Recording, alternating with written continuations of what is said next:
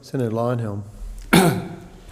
Mr Acting Deputy President, a family man drives across the wide plains of country Australia. There is not a cloud in the sky.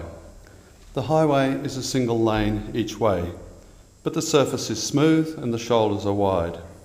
He's enjoying the comfort of his well-serviced and well-appointed family car.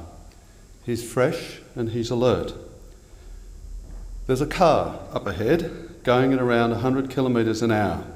It appears to be the only other car on the road for kilometres. He's gradually reeling in the other car, and then he accelerates to overtake. The manoeuvre is completed in seconds, and he settles back into the rest of his journey. That's where the story should end, but it doesn't. In his rearview mirror, there is a highway patrol car. He pulls over. He knows what will happen. It's happened before. Fast forward a couple of hours, the man arrives home. How the conversation progresses between husband and wife is none of our business. But the upshot is this family now has to work out how to get the kids to school, both parents to work, and the shopping done over the next 3 months without the family car. To top it off, they also have to figure out how to pay the hefty fine. This is a true story from a despairing constituent who called my office. It is strikingly similar to a number of other stories from everyday folk across the country who've called me. This is clearly not a story of our hard-earned tax dollars being put to good use, of public servants serving the public, or of a police force gaining trust and cooperation from the community of which they are a part. It's a human tragedy, and it shouldn't happen. Australia is obsessed with speed and speed limits. Many other countries are not.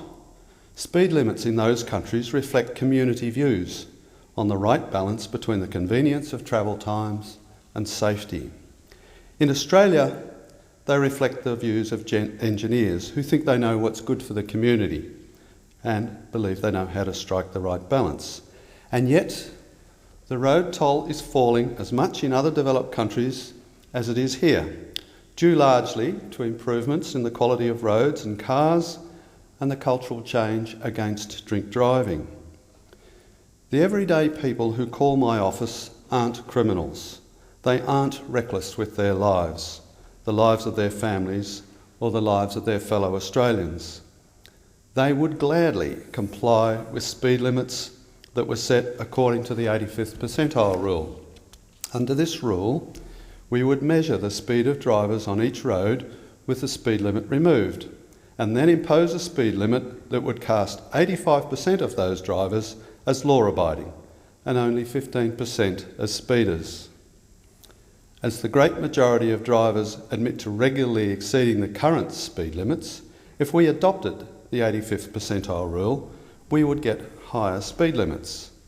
If speed limits reflected community views in this way, everyday Australians would want the speed limits to be enforced, and they would see police as being on their side rather than as people to fear and loathe. Politicians and bureaucrats should get over their obsession with speed limits. They should stop treating motorists like naughty children.